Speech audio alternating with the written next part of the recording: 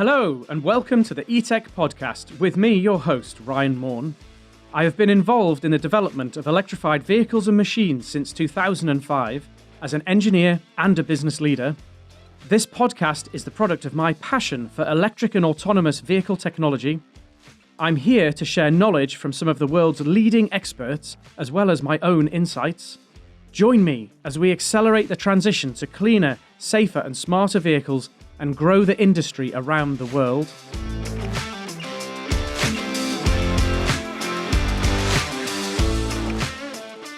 So welcome to the show, and for today's episode, this is actually one that I've been promising people for a little while. So we've got Mike Potts from StreetDrone here, and some of you will remember that I spoke to Mark Preston a little while ago, and I promised a follow-up episode. So with Mark, who's a co-founder of the StreetDrone business, we talked about his Formula E exploits, and we deliberately stayed away from StreetDrone. And a couple of people have said to me, "Where's that StreetDrone episode?" So here it is today, and here's Mike. So great to have you on the show, Mike. Great to be here. Thanks for the invite, Ryan. It's going to be fun. Yeah. So if we could start out just by finding out a little bit about you and your background, and where you're from, and how you came to be doing what you're doing now. Sure. I'm probably one of the few non-engineers you're going to have on this program, I guess. I've listened to a few episodes. They all seem to have doctorates and things, and I yeah. I don't. Kind of a wannabe engineer in that I wanted to study mechanical engineering, but I got to the university and they threw me out after a couple of terms because I just wasn't ready or adept enough. So I find myself coming at the engineering problem from a really different perspective. And I think that's been really important in working with Mark on StreetDrone and developing products and understanding of the market and where it's going to go. Yeah. My background is more on the marketing, e-commerce and digital side of things. So okay. I after uni, I finished up eventually by CocaCola at a small travel company called Expedia.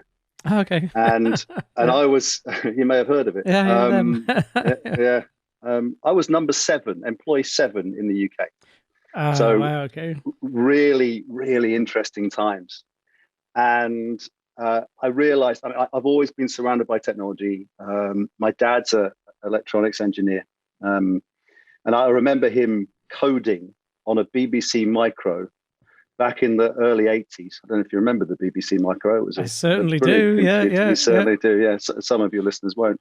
Yeah, they'd be like, BBC? They make TV programs, don't they? They do. They also used to kind of white label something called an Acorn, which was a BBC Micro. And hulking my yellow dad used great lump of plastic. Oh yes, with red bits and pieces. I seem to remember. Yeah. And I remember my dad coming home and coding in machine code the System X telephone exchange, which was the world's first ever digital telephone exchange. He was working on that side of things, and I was always fascinated. I was always surrounded by computers. I was always surrounded by the latest stuff, and that got me really interested in technology, I suppose. And so, landing at Expedia, which was an amazing experience. It was part of Microsoft at the time. We had ridiculous amounts of money to spend. It was absolutely wonderful. But in essence, it was a tech company. It's not a travel company. It was a technology company.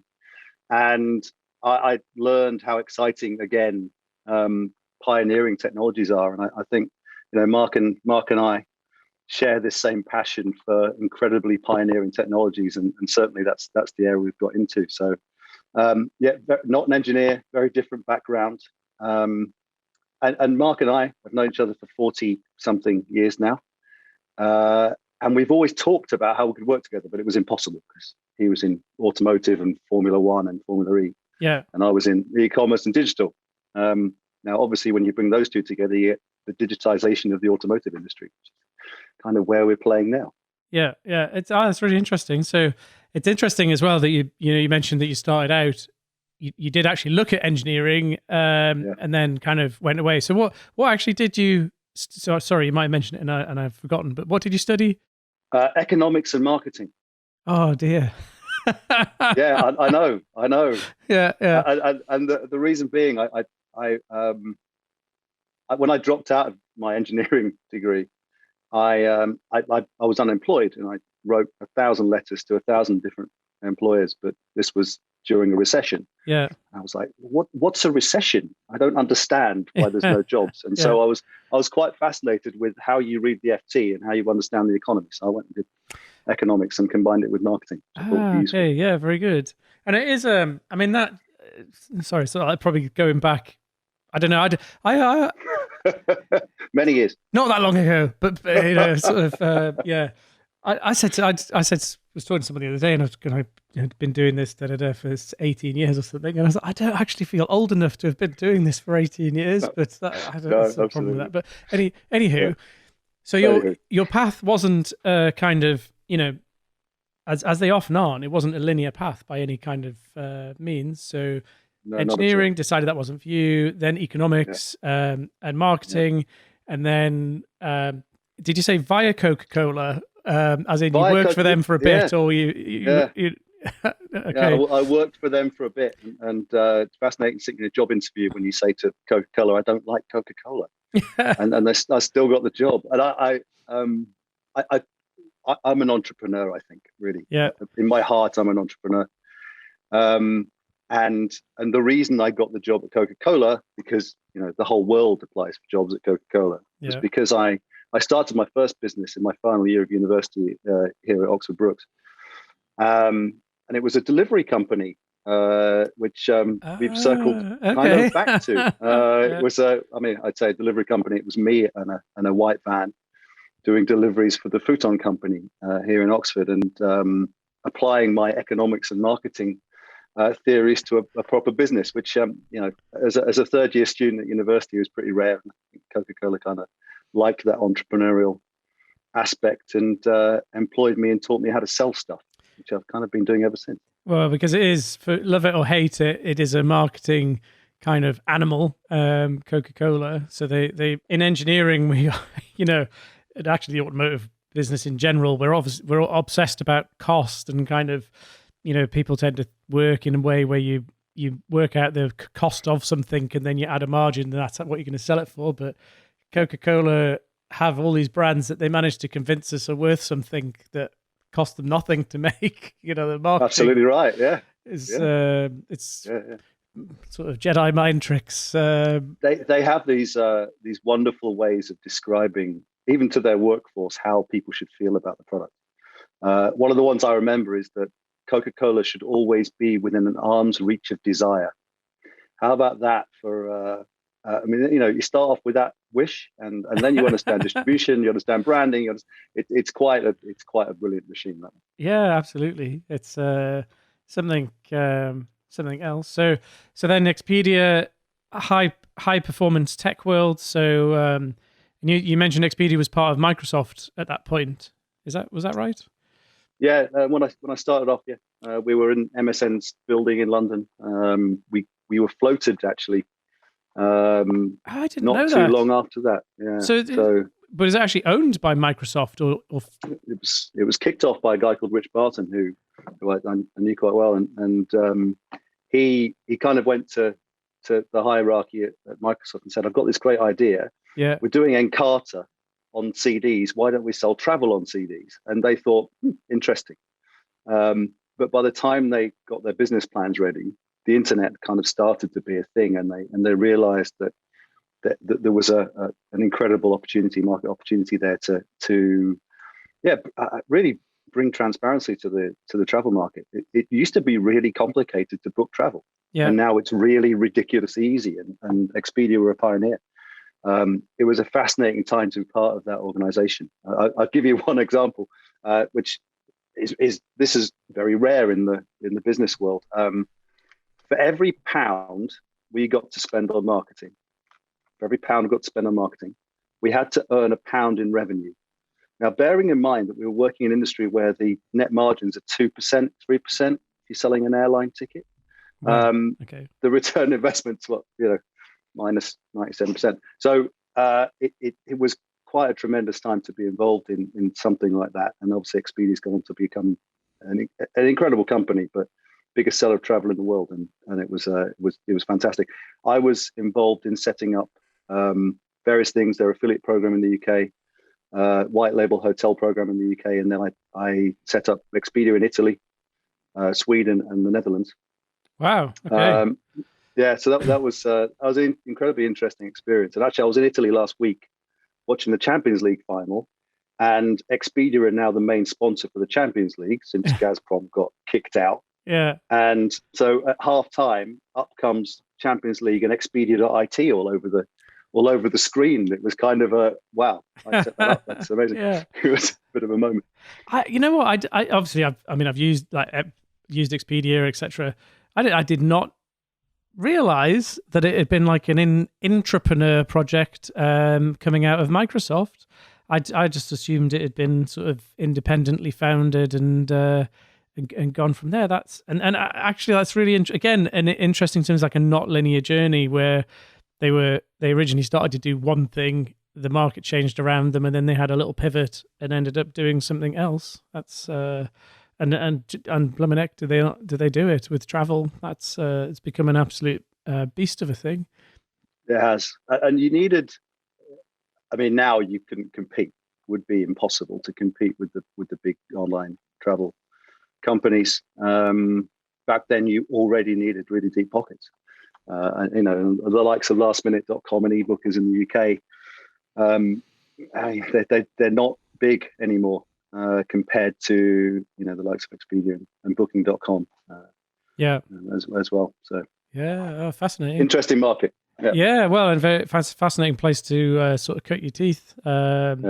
Presuming you had some left after you'd been at Coke. Oh, I shouldn't say that. Shall I get sued? I can't say things like that. It's good for you. It's good for your health. The elixir of life. No, you probably can't say that either. No. Disclaimer. So that kind of jogging it on a little bit to the present day. So you are the founder and CEO of StreetDrone. So tell us a bit about what StreetDrone is up to.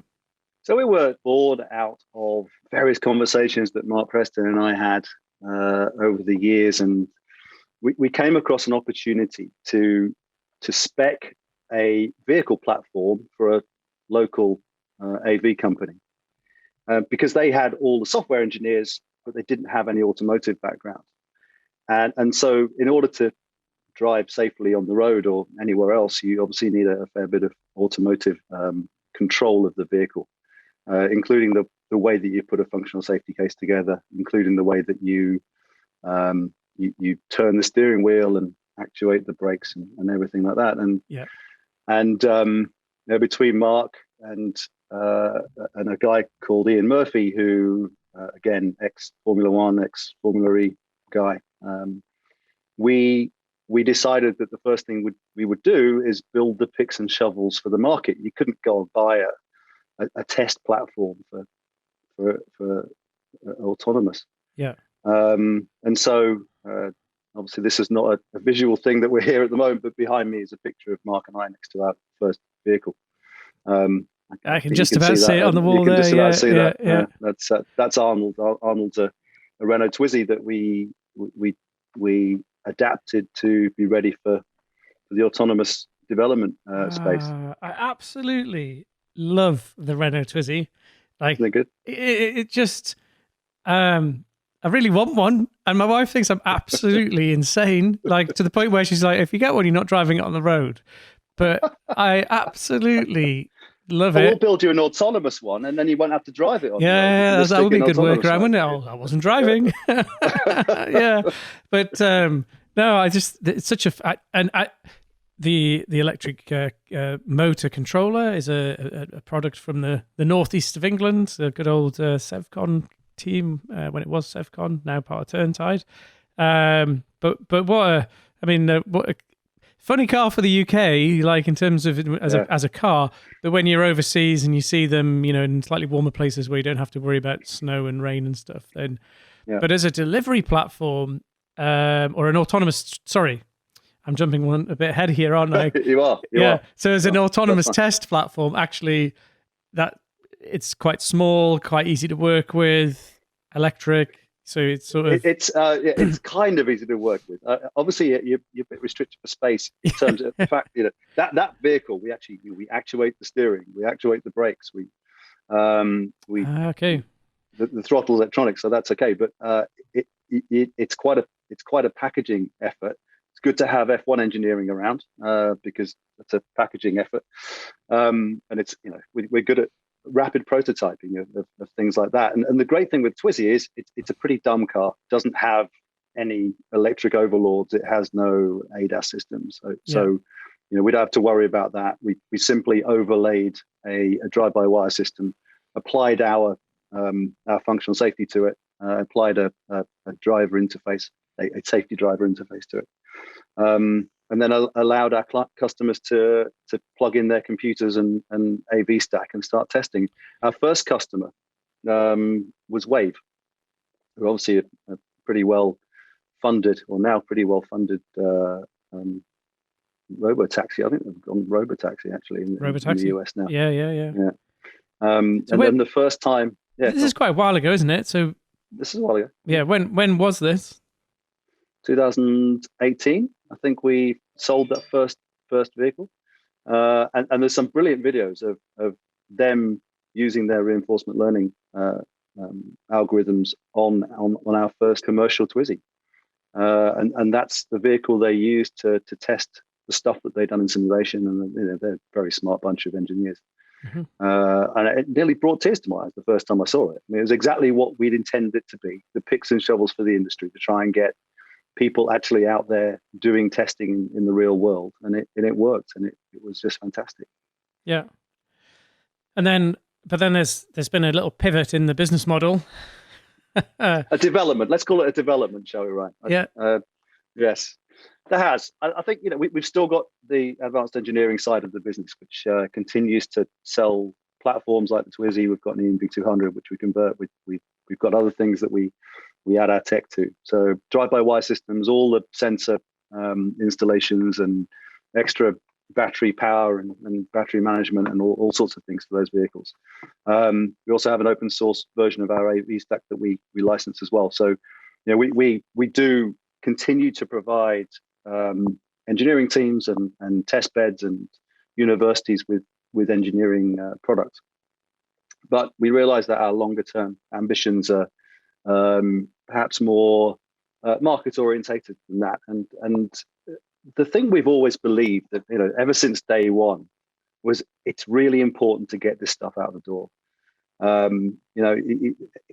When we started in 2017, everybody thought there'd be robo-taxis everywhere in 2020. We never did. We thought that was a big old step. But we do understand, and we do realize that the value of autonomy to the world could be great. Yeah. It's just we need to crawl and walk before you run. And having an ambition to for the first things to be on the road, to be high speed in complex environments, doesn't make too much sense from that perspective. So we've always looked at low speed controlled environments as the stepping stone to anything else. And we as we've developed our technologies, we've become more ready to address some of those markets. And the market that's for us easiest to go for, easiest to understand, is the first mile. It's off highway, low speed work within ports and industrial settings, and even retail distribution centers where retail's and we all know the supply chain issues that are around at the moment, which aren't going away. We all know that there's pressure on companies to switch to EVs, and there's pressure on companies to automate. And in retail, especially, if you go into a retail distribution center like an Amazon, it's 100% automated inside, or nearly. Yeah. And you step outside, and it's full of diesel shunters with old blokes smoking fags, and the difference is incredible. So there's this incredible opportunity to start automating that part of the business as a stepping stone to perhaps last mile deliveries, which will come further down the road, and which are be, for me, much more valuable than autonomizing your BMW parts in your drive. Yeah. That's often the big headlines are sort of autonomous cars, but really the sort of business cases around the private car is sort of not overly there. It's No. commercial uses, so taxis, yes, that sort of thing. Yeah. If you could make that fly, but there's so many commercial applications where heavy duty trucks or some sort of vehicle is used. I mean, even moving dustbins around shopping malls and stuff like that. That's sort of back functions, delivering material inside a large shopping complex and things like that. It's there's all these kind of functions that people don't really see, like the general public doesn't see that sort of thing. The number of vehicles that operate inside a port or a distribution center or something like that.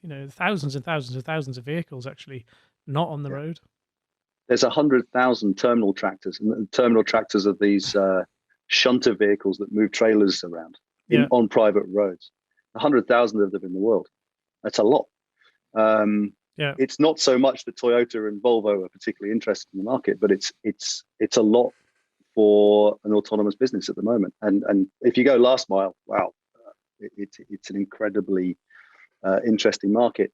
And as you say, when you start applying autonomous technologies to services, you get a lot more utility for consumers and businesses than you ever do if you start applying them to products like passenger vehicles. It makes a lot less sense. I don't know how much utility I'm going to get from an autonomous Beamer, to be honest, but I do know that I'll get a lot of utility from taking a load of vans off the road and replacing them with slow-moving electric autonomous vehicles that do my hyper-local deliveries, and that will be important. Yeah, I mean, I can, on the passenger side, it's sort of, there are certain use cases like longer distance driving, for example. I think when it does eventually sort of become fairly commonplace, I always, things like HS2, I'm quite a few people know that I've got this view that HS2 will be obsolete by the time it's finished. And I think that's largely because the way we travel will have changed. And, I don't really mind.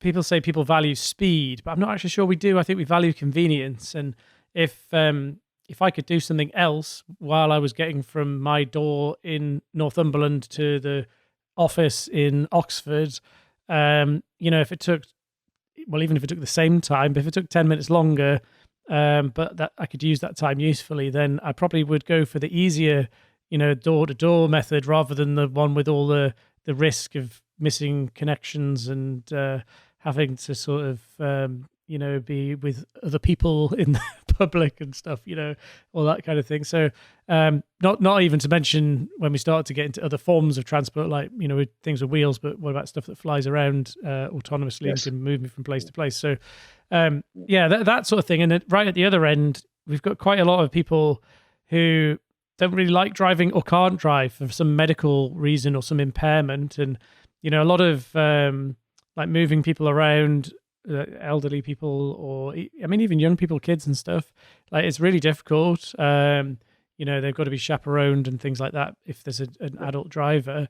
Well, obviously there is an adult driver. Not going to get a 5-year-old to drive your granny to the hospital, but this sort of it's really an efficient system on that side, where if you could do that much more effectively, and if it took 10 minutes longer, it wouldn't really make a difference because you'd be sort of taking lots of people out of the equation. And even if the vehicle's still driving autonomously, but you still had a chaperone, for the kids or the the old people or whatever. So passenger vehicles is a thing, but actually commercial vehicles is an even bigger thing. And the interesting dynamic at the moment, which we're sort of aware of now, increasingly so, is and it's easy actually. A lot of people, I think this is a British problem because of, dare I say, Brexit and all the rest of it. But we've got pretty much a worldwide skills shortage at the moment, certainly in the Western world, which is being driven by a shrinking workforce. I think I'm sort of demographically correct to say that basically, as a society, we've got this problem. We're all living longer, but we're retiring and actually retiring, and then the workforce of people who are available to do stuff is getting smaller and smaller. So our demand for people to do stuff is getting bigger because the population's not shrinking, but actually the workforce is shrinking, which is causing problems absolutely everywhere. And you don't have to look far. You know, like there was something on the news this morning about airports, and obviously it's the holidays at the moment, people are going away, and it looks like absolute chaos in the airports. And the airports are saying it's because of staff shortages. We've got, you know, shortages of truck drivers, we've got shortages of train drivers, and you know, hospitality staff, bar workers, restaurant staff. I mean, engineers and scientists have been in short supply for a while, so we're kind of used to that. But you know, the every single sector of industry is suffering, and I think it's something like 1.3 million open job vacancies in the UK at the moment. And more vacancies than there are unemployed people for the first time ever. Yeah, and we normally run pretty close to theoretical zero unemployment, so it's gone crazy. No, you're absolutely right. I actually, in the supply chain, in terms of you know, the complete mess that getting things on shelves or to people's front doors is at the moment, compared to what it was pre-pandemic, it's been largely driven by convenience. We have investment from Wilko, the high street retailer, and we know that their CEO very well, Jerome St. Mark, and he came to an event we did in Lisbon recently, and I asked him to talk about the challenges in the retail sector, and he said, "Look, yes, there is a problem with the supply chain. There is a problem with the shortage of truck drivers, but the problems wouldn't have existed necessarily so badly 15 years ago because things would have just been slower and no one really cared. But convenience, this desperation for convenience, is not going to go away. You know, it used to be the case you could get away with 5-day deliveries, and then it was 2, then it was 1, then it was same day. And the amount of strain just that requirement puts onto the, I don't know what you'd call the whole chain, but deliveries generally, logistics, deliveries, shipping, logistics chain, it's quite insane. Yeah. And you know, he's been telling us some stories about this environment, which you know, he said, I've never seen anything like it. And the other side, so there's this desperate efficiency need from an operational perspective, just to get stuff to people much more quickly and much more efficiently. And then there's the energy efficiency need, which has been obviously exploded by events in Ukraine, Russia, but which is also linked to the environmental requirement as well. So ESG plus energy efficiency equals, you know, a desperation to switch to electric and clean, which again, autonomy really enables. So, you know, it's a difficult decision sometimes. We've been looking at total cost of ownership of diesel shunter vehicles in yards compared to electric. Yeah. And there is absolutely no economic reason that you would swap one for the other, given that diesel shunter vehicles last for 15 or 20 years. You send them back to the workshop and refurb them every 5 years, but pretty much they'll last forever. They're made out of 8 millimeter steel, and they can go through walls, but sometimes do, the reality, and sometimes do, or get dropped into rivers and things and just get dragged out and painted a bit. In order for businesses to make the decision to switch to EVs, you're going to have to add a load of value to that. Yeah. And the great thing with autonomy on EVs, the great thing with connected applications on EVs, is suddenly you've added enough data and enough service to those vehicles to make that decision really quite easy. So I think there's so much here in this market which drives, autonomy should drive incredible efficiency as well as safety. It should drive energy efficiency. Yeah. And there's just really good reasons why this market needs this kind of technology. Now, I remember having a discussion quite a long time ago with a really, really smart guy from Volvo Construction. And he had this, in fact, I think I remember we got to the bottom of this. I'd heard him say this, and I thought it was his catchphrase, and it turned out it wasn't. It was someone else's, but it was one they used anyway. The catchphrase was replacing elephants with ants. Okay. Okay. A mine site, for example. Basically, the principle there is one of the biggest operating costs that a mine will have is people. So the reason why the equipment is all massive is because it's driven by a guy, and you want to make it move as much material as possible per man hour, basically, or person hour that you've got available. But if you and actually, by the way, the elephants can be quite difficult to electrify because they're massive, so they need big everything. But if you automate them, then you don't need to. They don't need to be massive anymore. They can be quite small. So they replace these huge trucks with much smaller trucks, which are much easier to electrify, more sensible size batteries and drive lines and things. And actually, you can do more electrification sort of with that. But in that context, they had the sort of ability to shrink the size of the thing they were moving. Obviously, a truck, like a shunter truck in a port or a warehousing environment is moving typically a TU, container standardized unit of 20 foot or 40 foot or whatever in length.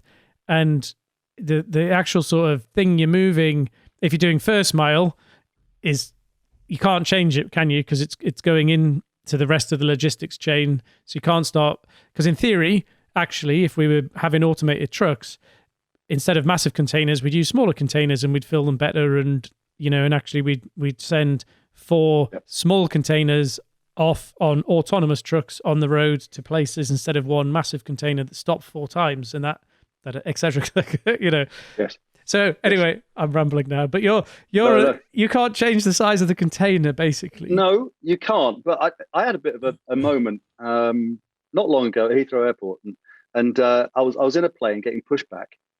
It must have been after the pandemic. Obviously, I was probably wearing a mask, and I looked out the window as we got pushed back, and the plane stopped. And I knew that they were unhitching the truck that just pushed it out. And I looked out the window expecting to see a big fat diesel shunter, and what I saw was a really small skateboard, electric, being remotely operated by a guy standing next to it. Yeah, and I realized, wow. I mean, electric delivers incredible torque. You can push an aircraft. You don't need a huge diesel truck anymore. And whoever's making those diesel trucks is now screwed, right? There is no way in the world that any big airport is going to have big diesel trucks in 5 years' time, maybe 10. Yeah. They're all going to be small vehicles that you can store much more readily. You could potentially remote control them from remote locations as well. You don't need to have a person there.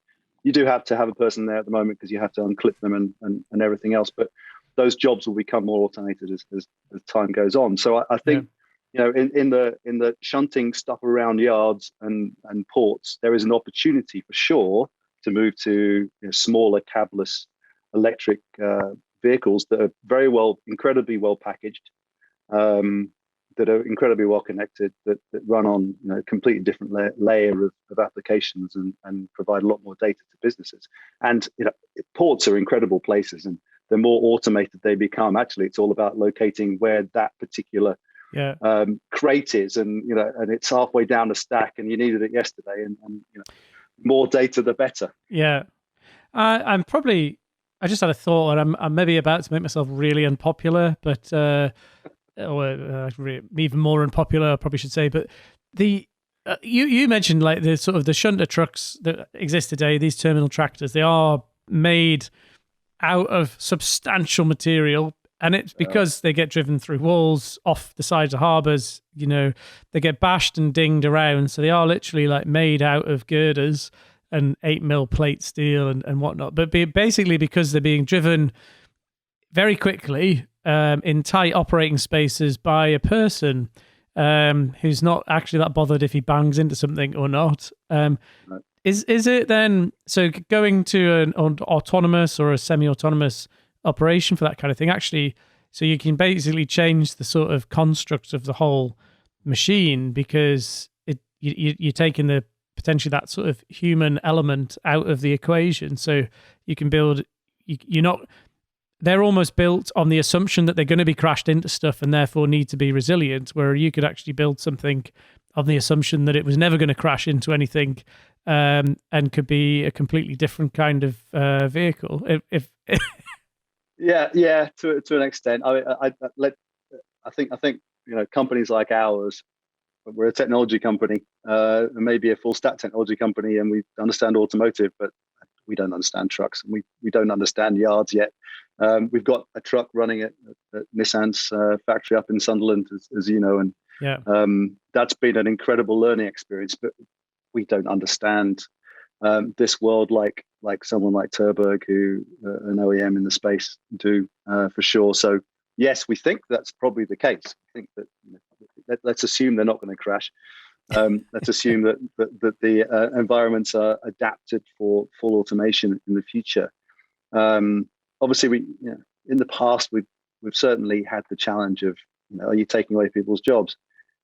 No, I think we're transitioning people's jobs. The automation is not going to happen tomorrow, not at all. And the average HGV class 1 HGV driver is 55 in the UK. So it's there is an opportunity to transition the workforce into more tech focused positions, and certainly humans will be part of this process for the foreseeable future. And and obviously that conversation's gone away rather as the supply chains become more squeezed. It's sort of evidently happening, just around us. So hence the recruitment issues and things. If there was, exactly. if maybe if the economics were different and we had didn't have so many job vacancies, and but then the economics would change. So I would imagine for you at the moment, more and more people are interested in investing in automating stuff because they can see firsthand the problem. 5 years ago, 10 years ago, we were talking about this sort of thing, but it was a bit more abstract. If this problem is coming, and it's like, yeah, that'll be someone else. Actually, they'll probably think I'll be retired by then, so it's not my problem. But then now, actually, we are like, well, the problem is here, and it's only going to get worse. So it's not, it's not a temporary blip. This is actually a real problem that's with us, with the shrinking workforce and all these skill shortages. So are people more interested in investing? I think investment's hard to come by, for sure.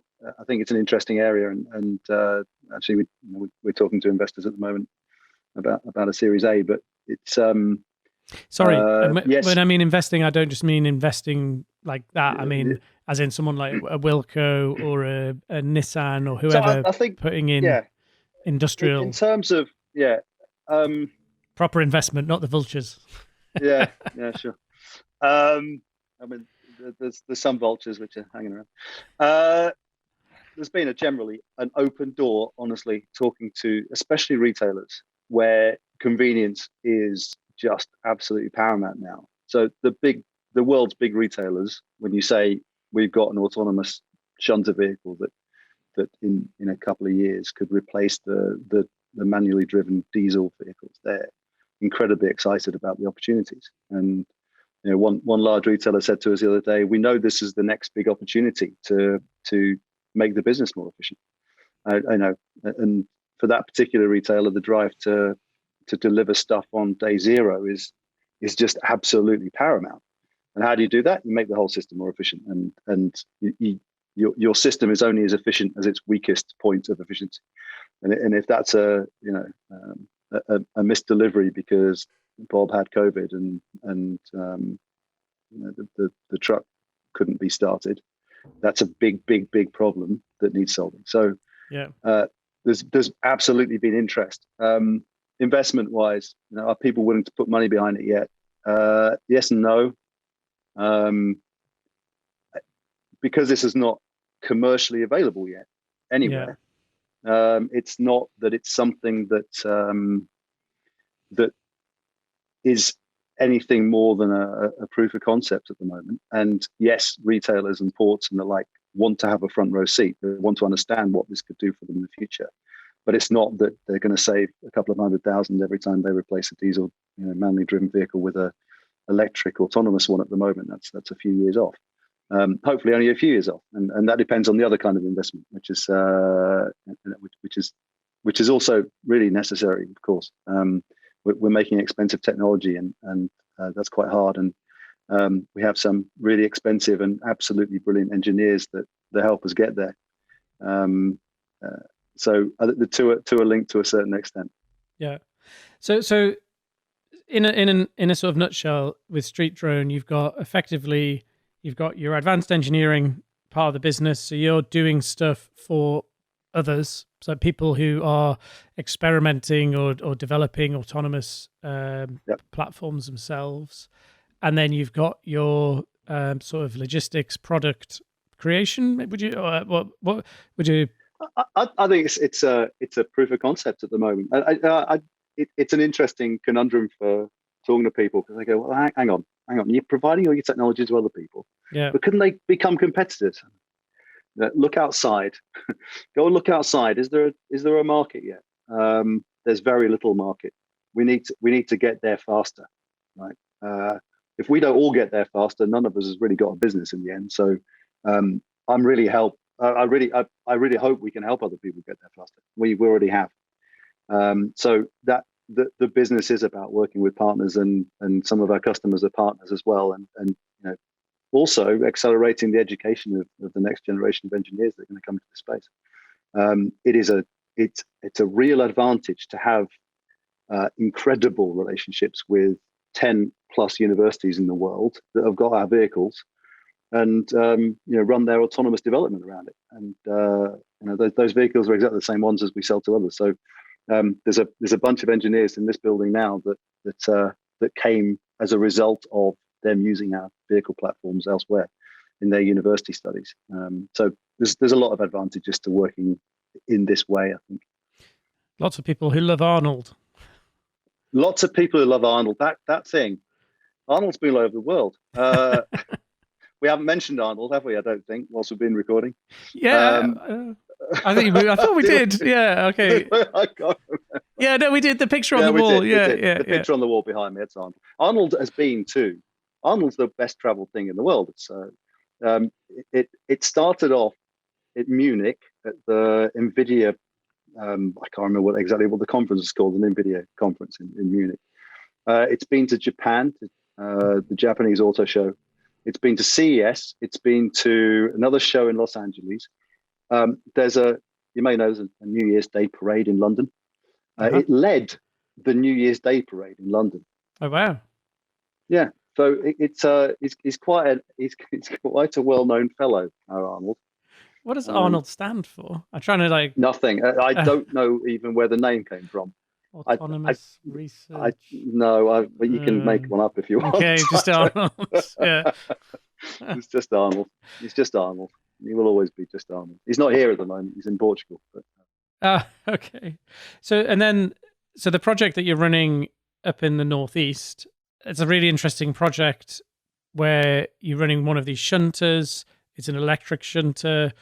It's operating on the Nissan car plant, which is a massive, massive car plant, but then has all these suppliers around it, and the truck is working on that site. How's that going? Like, are you up and running now? Is it actually like making deliveries and stuff, or? Hasn't made a delivery yet, but it will make in the next couple of weeks. We finish the project in 2 weeks' time, by which time it will have made some deliveries, autonomous deliveries. Okay. It's gone incredibly well. It's been hard. I won't lie about it. It's not been the easiest thing in the world, and part of that is to do with the fact that it's very much a full stack and integrated solution that we've had to build. So we've never done a truck before. They're very different from any passenger vehicle.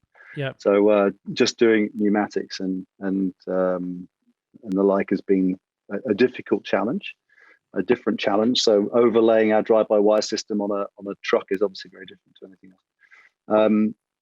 We've got to a initial level 4 version of the system as well. So the vehicle now, if it detects an error, it will stop on its own. It'll hold its bearing so that it avoids any kind of risk to surrounding pedestrians or vehicles. Yeah. We've built a functionally safe teleoperation station as well. So no teleoperating using PlayStation steering wheels, which I still see far too much in this world, and it scares the living bejeebies out of me. Yeah. that's not automotive functional safety. Yeah. So we've had to develop quite a lot of new technology around the implementation of a safe teleoperation system as well. So that's an important point, actually, isn't it? With that truck and that system, it's autonomous, but then you do have a sort of remote operating possibility with it. Yeah, that's right. So there's a couple of both because we wanted to see what the challenge was like, but also because there is a limitation to the maturity of the AV stack. And in everybody's circumstance, there's a limitation for technology. And if the vehicle comes across a situation that it doesn't understand or there's an error, then the vehicle will stop and it can be taken over by a remote driver. There's also a couple of occasions up there where there's priority junctions which are not very clear, and so we're experimenting with kind of a no-go signal that comes from a teleoperator. There's also two occasions where it has to back an articulated truck, so it has to back into a delivery bay. Now, doing that manually, you ever tried it, Ryan? You ever tried backing a trailer into a delivery bay? Yeah, well, I grew up. Have you? Yeah, my family had a haulage business. I'm the wrong person to ask. Okay. Literally, the first thing I ever drove when I was a kid, I think, was a Volvo F10 tractor unit, and I was probably about 9. Okay. Wow! So, wow! Yeah. I remember it now. My dad screaming at me. And loading, yeah, but it's difficult actually. I think it's easy to underestimate actually how hard it is to drive a truck, and I guess the sensing on the rear. I hadn't really thought about that when you're reversing onto a bay. Oh boy! So this is interesting. It's an interesting challenge. So we've had the Class 1 HGV drivers now in the teleoperation rig doing the reverse, and they're incredibly talented. I mean, bear in mind when you're in one of these remote workstations, it doesn't feel like you're doing more than driving in a PlayStation environment. Yeah, it's very weird. So the only time we when we do demos, we obviously record and show externally, and then you get a real sense of the fact that you're driving a vehicle.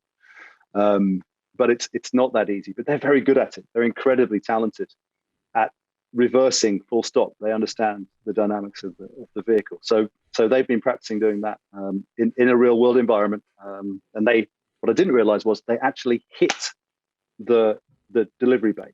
Oh yeah, on the bumper. And yeah, it's amazing, and they hit it pretty hard. First time you see it, nudge, isn't it? Nudge. Well, but you can obviously the cameras shake when that happens, so they get a sense of when that happens, but you're not feeling. You have to see it. So it's a different. Now, the other challenge is doing that autonomously. And as I say, we've got some really very, very smart engineers here. The first simulations of the tech that we built were a disaster. I've got to say, jackknife a trailer, put it through the truck unit. But eventually, we've developed the technology to be able to do that. So we can now back the trailer in autonomously. And yes, you can't see the back of the trailer, right? It doesn't have a sensor on the trailer. Yeah. But what we do know, we know the path that the trailer has to take, and we understand the angle between the tractor unit and the trailer. So between those two and localizing the tractor unit, you can work out the path it needs to take, and therefore the angle of the tractor unit. So it's complicated, but we've done it, and it's been fascinating to watch the development of that feature, I can tell you. Wow, yeah. So you're nearly at a point where you've got that sort of complex problem solved, and yeah. Do you think that things like that, because again, in a sort of distribution environment, those shunter trucks are independent of the trailers. They'll see 100 different trailers in a day, perhaps, let alone, so you can't have an instrumentation or telemetry or anything on the back of the trailer. Everything's got to come from the cab. What sort of sensor suite do you have pointing backwards or forwards? What sort of sensors do you have on the system? Yeah, on that truck, there's 8 cameras, 4 LiDARs, some ultrasonics, a couple of radars. I think for this, this period where we're testing, doing R&D, there's no better data than more data. Yeah. You want the best opportunity to get the job done correctly, and over time will reduce the amount of sensors you need on the vehicles. I think the dream for us in some ways is to take as many sensors off the vehicles as possible, if not all of them. And within those quite controlled environments where you're working within a known area, having sensors on buildings and in the environment is certainly a possibility. Yeah, you're going to be very reliant on real time and absolute communications from that infrastructure to the vehicles. But I think that's probably possible for the future. But in the meantime, as you say, there's lots of different types of trailer that you're going to be dragging around. So the vehicle itself is the one that's smart. However, we did talk to a retailer that has a smart trailer program, of course.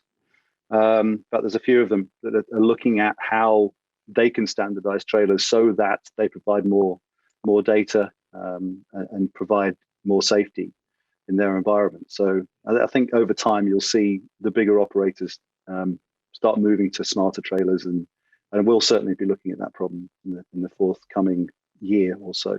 Okay. Do you have to? I presume there's a lot of laser range finding going on, but what do you think of LiDAR? Pretty much every autonomous project of a vehicle you see these days has LiDAR on, but then somewhat controversial viewpoint of camera only. Yeah. Certain individual who knows a thing or two about electric cars reckons that vision is good enough and the way to go. What do you think of that? I'll tell you why I ask as well. So their kind of big project on electric trucks. So obviously I'm talking about Elon Musk and I'm talking about Tesla. And I always say their truck thing, actually it's not about electric trucks really. It's about applying their autonomous knowledge into that market. So I think Tesla could have a massive impact in the truck market just by supplying their autonomous capabilities, sort of self-driving technology to truck makers, let alone launching a full electric truck. But they will do it their way and launch a product, and I think it has got a good chance of being really, really successful. But they don't use LiDAR at all anymore, and he has this viewpoint of getting to vision only, although they have vision and other sensors at the moment. So what do you make of that? Do you think it'd be possible to get to vision? I suppose that the slight difficulty that I see at the moment is in no way is the technology that Elon's applying to Tesla anywhere near the same as the technology we're applying to the truck. It's not autonomous in the same way, right? It has features that make it autonomous in certain situations, but we all know that autonomy makes terrible mistakes and absolutely relies on the safety driver. Yeah. And that's a challenge for the whole industry, right? The smarter these systems get, the more sophisticated the safety driver has to be. And we put a lot of effort into training our safety drivers, a lot. They have to be full systems engineers to an extent, or at least technicians. They have to understand what the system's doing. They have to understand what to do in the event of failure.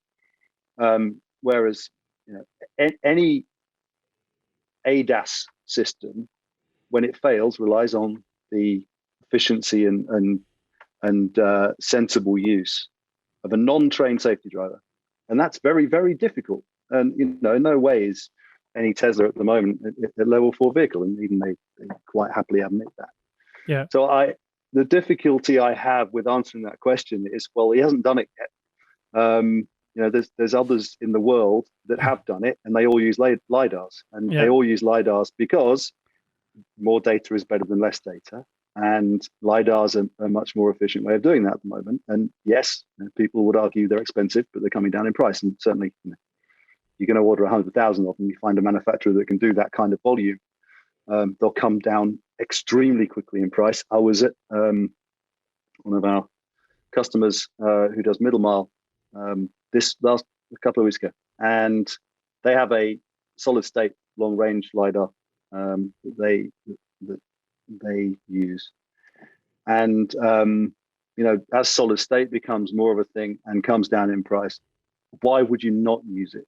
Because there's a good chance that LiDARs may be at some point, as efficient or as cheap as a camera. So, at that point, the argument goes away, right? You want more data, and you want different kinds of data, and you want redundant data that using different sensors, different sensor types provide. So it may not become a conversation anymore. It may be just, well, you have them anyway, because they offer redundancy and they offer different ways of measuring things. Yeah, and interesting. Yeah, it does seem to be, one of the more out there views that you could do it without. But it'd be interesting to see what happens there. It will. But the gathering, I mean, you're able to capture so much data with LiDAR and your vision system and ultrasonic sensors. So no radar on yours. You're not having to. Yes, there is a radar. Oh, a radar as well. There is a radar as well. Load that data in there. Let's just make use of what you can. We even have a angle sensor on the back of the tractor vehicle that does the sensing of the trailer angle at the moment. So there are other ways of doing that one for sure. We're just experimenting with the most efficient ways, and eventually you have to throw the really expensive bits in the bin, I guess, because otherwise it's not commercially viable. So you're always aiming for the lowest tech version of safe deployment, I'd say. Yeah. Okay. So the plan is to get, within weeks, you'll be doing deliveries with that vehicle, hopefully around that site. Yep. What next? What happens after that? We have to scale up that operation, be it there or somewhere else. It's about going from one vehicle to many vehicles, and about making sure they can work in a coordinated manner with each other. And there's some other really interesting challenges around level 4, obviously, in safety driver out capability, and what safe means. It's not a problem doing the tech. It's what does safe mean in those environments. And that means an awful lot of testing and an awful lot of thinking about the functional safety side of things. There's some interesting challenges, especially with multi-use vehicles. So we can't imagine that you go completely cabless on a truck for the foreseeable future, because you're going to have to drive those vehicles in areas that we haven't enabled autonomy to exist in yet. And so, how do you know that a vehicle's safe when you approach it? For instance, an autonomous vehicle. How do you know it's not going to move and run over your foot? These things are all interesting challenges. I'm just going to give it big eyes and a smiley face. Well, yeah, big eyes and a smiley face. Yeah. Interesting, yes, but there's a solution, no. And insurance companies are going to go, big eyes and a smiley face. Yeah, not I did sure actually think, one other thing about being cabless, because I was being critical of the drivers before, and I apologize to anyone out there who might be listening who is a driver. I didn't mean it. My dad was a truck driver, as I used to say. But one of the other sort of reasons why they're built so heavily at the moment is not just because they're designed, assuming the driver's going to hit stuff, but it's more actually in case someone drops a container on top of it, so it can't that's squash the case, the driver. Yeah, absolutely. So that is 100%. In that environment where you've got a driver inside the vehicle. The vehicle has to be built in such a way where it is protecting him, and if someone did drop a container and blah, blah, blah, that he would be protected in it. But if you take the driver away from the vehicle, again, you can reduce the requirements for that sort of thing. So you're only squashing very expensive sensors, compute, and everything else. That's right. Well, yeah, exactly. Yeah, that's kind of insurance company would be mad with you, but that's sort of. That's all. Yeah, and even I wonder in that sort of environment how much you could build into the vehicle of sort of danger perception. So that's another sort of thing that sort of fascinates me with autonomous systems, where obviously a truck being driven by a driver, the driver's got one head and two eyes, he's got two ears and other sensors as well, but you most accidents or incidents occur because something happens that they didn't see, rather than they saw something and ignored it. And like that example of a container being dropped on top of a truck, well, a driver wouldn't normally be looking up. Whereas you can have sort of 360-degree in every possible plane vision or perception on an autonomous. Would you build that sort of thing in? Well, I'd say you actually go beyond that. So part of this project at Nissan is having external sensors that will inform the vehicle when things are happening around corners. So you get far more than just your head and your two eyes and your two ears.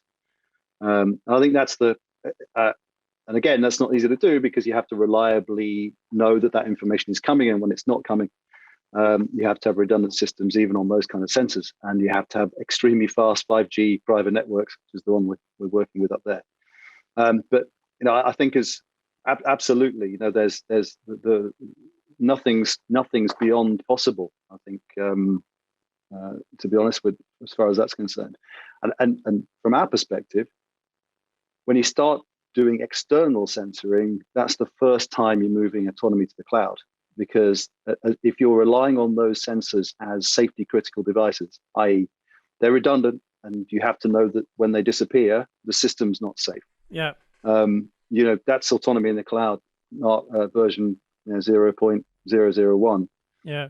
I think that the development of those kind of external sensor systems that won't be available on the road for a long, long time probably, but in terms of off-highway control environments, absolutely, it's a necessary and interesting development we're going to do.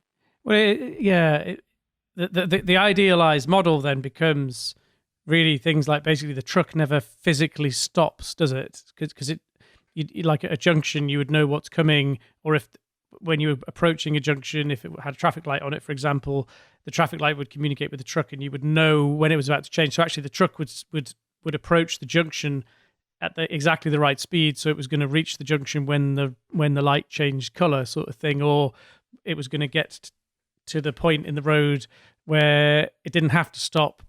So it would sort of maybe go more slowly, but in a way where it wasn't going to have to brake to a complete standstill because it would avoid hitting another truck or something. So that kind of more interactive system starts to really get, actually blows my mind a bit in terms of thinking about all the possibilities for that kind of thing, and all the benefits as well. Because if you never actually have to bring the truck to a complete stop, you can utilize the road space so much better, in terms of making things narrowly kind of, if a truck's driving along one road and another truck's pulling out at a junction, you'd normally come to a complete stop. You wait for it to pass, but actually if you sort of can modulate the speed of those two trucks and kind of bring one in 30 centimeters behind the other one, you'd be moving more slowly, but actually you would cover the journey much faster, and that's kind of... Oh, and there's the economic benefits of those kinds of systems. And the efficiency benefits of those kind of systems are just insane, because if yes, you're right, makes for a more efficient system from an operational perspective, gets goods to people faster, etc. It means less stock in warehouses and all of that stuff. That's incredibly important. Not coming to a full stop reduces energy consumption, so you're getting closer to energy efficient states. Yeah. And then if you can avoid a truck stopping, you can also utilize it more heavily. So you've got asset utilization, which goes to the roof as well when you put automated systems in place. Yeah. So there's so many economic benefits to this kind of technology. There's no doubt at all we'll get there, because we'll get there because business will demand it. It's how quickly we can get there, which is the... Yeah. So I've noticed the time, and I've run over. Apologies. I was aiming for 45 minutes, and we've well and truly blown that now. But just one last question, just to sort of think about, or put a view out there in terms of, looking forwards for you over the next year or two. What are you most excited about that's happening for you? Two things. One is bringing this technology to a state where you can replace a manually driven diesel shunter vehicle with an automated electric shunter vehicle. There's still a long way to go, for sure, but within a couple of years we can do that. And the second is starting to work with different collaborators on the last mile side of things. For us, that's the bit that really plays to the ambition that's always been for Mark and I, which is that we believe that technologies can, are already bringing massive benefits to the lives of people living in cities, but the autonomy and the kinds of technology we're developing can accelerate that even further. And the last mile is a big part of that. I think that the obvious benefits of last mile autonomous delivery are environmental, their cost benefits, their efficiency benefits for businesses as well. So the idea of your not going to the shop in your massive car and picking up a pint of milk, but having that delivered at minimal cost by a machine is obviously incredibly attractive. But so it's also incredibly attractive taking the 25,000 vans that drive down my suburban road every day off the roads, because oh my God, it's not sustainable, right? So those two things, kicking off the last mile effort and getting the first mile to commercialization.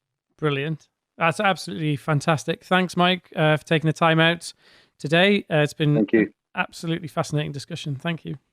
Thank you, Ryan.